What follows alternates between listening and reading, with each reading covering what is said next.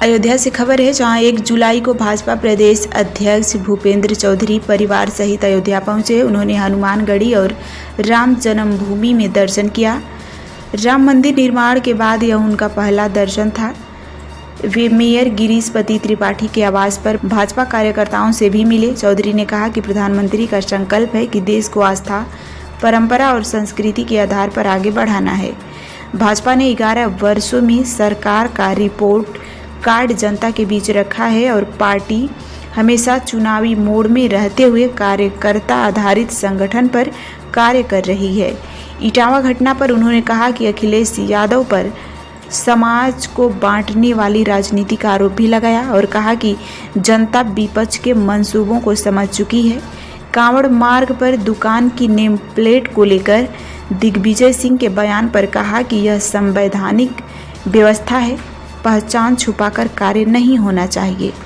अंत में उन्होंने अखिलेश यादव को जन्मदिन की हार्दिक बधाई दी और उनके दीर्घ आयु की कामना भी की।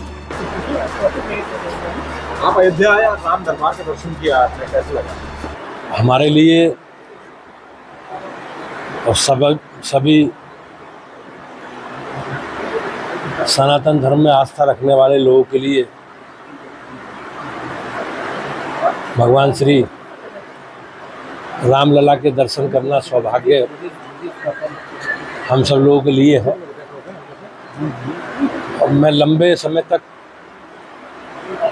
अयोध्या में कार सेवा के समय भी सक्रिय रहा हूँ, लेकिन परिवार के साथ पहली बार मेरा आना हुआ। मेरे बच्चे भी मेरे साथ हैं, तो हमारे लिए सबके लिए सौभाग्य की बात है।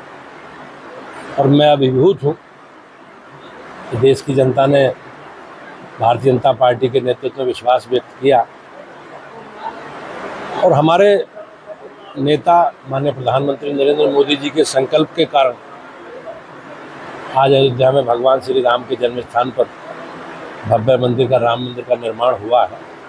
ये हमारे लिए, हमारे सनातन धर्म को मानने वाले करोड़ों आस्था रखने वाले लोगों के लिए गौरव का दिन। सर, इटावा में जो घटना हुई उसकी निश्चित रूप से इस तरह की घटनाएं हम सबके लिए, समाज के लिए एक दुखद है।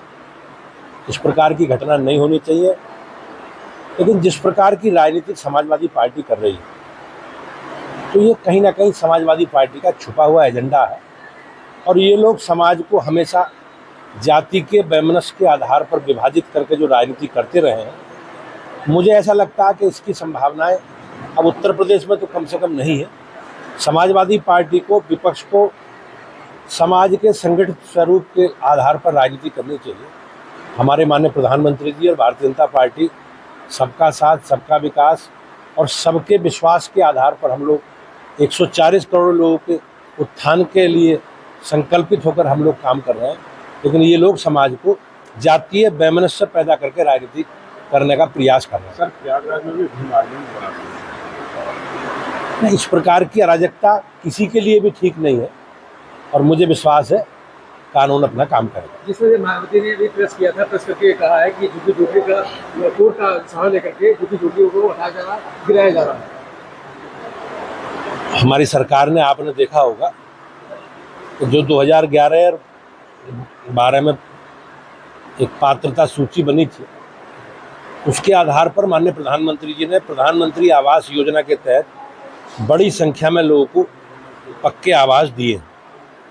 जहां तक अतिक्रमण वाला विषय है, अगर कहीं न किसी ने अतिक्रमण किया है, अवैध कब्जे हैं, तो निश्चित रूप से सरकार उसके खिलाफ कार्रवाई कर रही है। जो विद्यालय मर्ज किए जा रहे हैं, अगर बात की जाए तो लोग परेशान है, जो विद्यालयों को मर्ज किया जा रहा है। सरकार गुणवत्ता परक शिक्षा हो, इसके लिए प्रयास कर रही है और मुझे ऐसा लगता है कि सरकार पारदर्शी व्यवस्था के साथ शिक्षा की गुणवत्ता को और बेहतर करने के लिए कदम उठा रही है। कि चुनाव आ रहा है, क्या कहेंगे?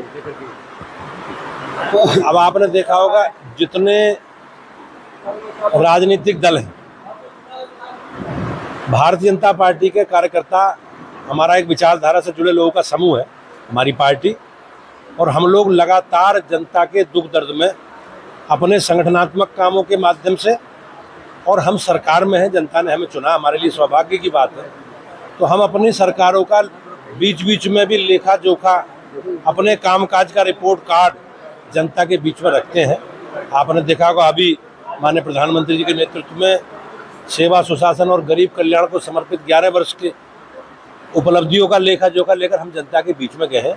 तो हमारी पूरी तैयारी है और निश्चित रूप से मुझे विश्वास है कि काठ की हांडी बार बार चढ़ती नहीं।